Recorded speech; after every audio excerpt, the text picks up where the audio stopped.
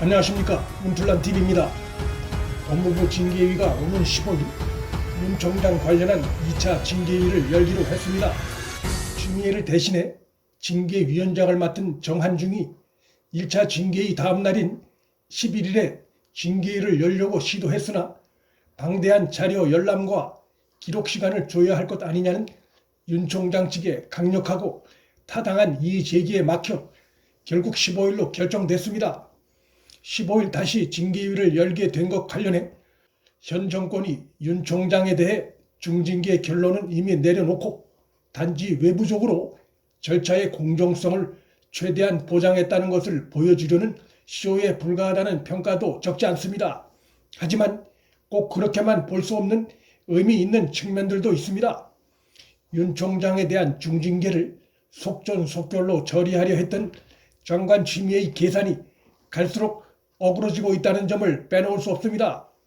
2일에 징계위를 열려 했으나 10일로 연기됐고 이번에 다시 15일에 2차 징계위가 열리게 됨으로써 추미애가 의도했을 윤 총장 중징계 D-Day가 갈수록 지연되면서 속전속결 시도 이면에 감춰두려 했던 윤 총장 징계 추진 관련한 각종 문제점들의 외부 노출이 속속 이어지고 있는 것입니다. 우선 윤 총장 측이 지속적으로 요청했던 징계위원들 면면이 징계위 당일에야 공개됨으로써 법무부 측의 그간의 태도가 징계위원의 편향성 문제점을 감추려 했던 시도였던 것이 드러났습니다. 뿐만 아니라 윤 총장 징계 결론이 10일 당일에 나오지 않고 15일에 2차 회의가 열리게 되면서 이번에 드러난 징계위원들의 편향성 문제가 15일까지 남은 시간 동안 본격적으로 제기될 수밖에 없게 됐습니다. 징계위원장을 맡은 정한중의 경우 그간 윤 총장에 대한 비판적 발언을 제기해온 것 외에도 과거 민주당에 입당한 전력까지 새롭게 드러났습니다. 이 사실 하나만으로도 정한중의 징계위원 자격은 심대한 문제점이 드러난 것이고 갈수록 비판이 고조될 것입니다. 더욱이 현 집권당의 윤 총장 쫓아내기 의도가 노골적인 상황에서 과거 민주당 입당 전력이 있는 자가 징계위원장까지 맡고 있는 그런 징계위가 공정성을 담보할 수 없다는 것은 상식입니다. 10일에 징계 결론이 나왔다면 이러한 중대한 문제점이 법정에 가서나 제기될 수 있는 상황이었다는 점에서 15일로 징계위가 연기된 것은 추미애 측으로선 뼈아픈 대목이 아닐 수 없을 것입니다. 정한중 외에 또 한 명의 민간위원인 안진 전남대 로스쿨 교수도 과거 민주당 공천심사에 참여했던 이력이 드러났습니다. 민주당 공천에 참여했던 인사라는 것은 그가 민주당 성향이라는 것을 시사하는 중요한 대목입니다. 친정권, 친추미애 성향이 분명한 검찰 소속 심의위원은 물론이고 외부 심의위원들마저 친정권 편향성이 확인된 만큼 비판 여론은 15일 징계위가 열리기까지 지속적으로 제기될 수밖에 없고 그것은 15일 징계위 전체를 삼키는 중요한 요소가 될 수 있습니다. 심재철이 10일 징계위에서 행한 꼼수 행태는 현 징계위 구성이 얼마나 문제가 많은지를 단적으로 보여준 또 하나의 사건이었습니다. 그가 15일에 법무부 측 증인으로도 출석하게 되면 10일 징계위에서 제보자와 판사, 검사 그리고 윤 총장 징계 기획자 역할까지 1인 4역을 한 데 이어 증인 역할까지 하게 됨으로써 1인 5역을 하는 셈이 돼 윤석열 징계위 구성의 문제점을 단적으로 보여줄 전망입니다.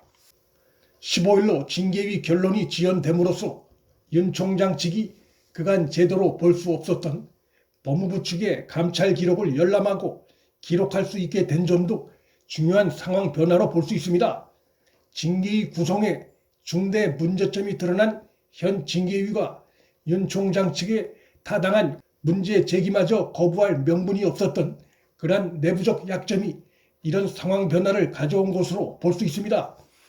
윤 총장 측이 오는 15일까지 그간 제대로 볼 수 없었던 감찰 기록을 충분히 열람하고 기록할 수 있게 됐다는 것은 법무부 측의 패를 다 들여다볼 수 있게 됐다는 것을 의미합니다. 법무부가 심의에 참석하는 당사자 측에까지 하루 전까지도 감찰 기록을 그간 제대로 보여주지 않았다는 점에서 윤 총장에 대한 법무부의 감찰 내용이 사실관계나 법리면에서 허술한 점이 드러날 가능성이 예견되고 있습니다. 특히 열람 과정에서 이정화 검사가 폭로한 보고서 조작 왜곡 의혹 관련한 내용을 자세히 확인할 수 있는 기회라는 점에서 추미애나 박은정은 긴장할 수밖에 없습니다. 이정화 검사의 폭로에 대해 박은정은 당시 최종 보고서엔 이정화 검사의 법리 검토 결론, 즉 판사 문건 관련해 윤 총장의 죄가 성립되지 않는다는 내용이 담겨 있다고 반박한 바 있는데, 과연 최종 보고서에 그 내용이 제대로 담겨 있는지, 담겨 있다면 어떤 과정을 거쳐 그렇게 수정된 것인지 확인할 수 있을 전망입니다.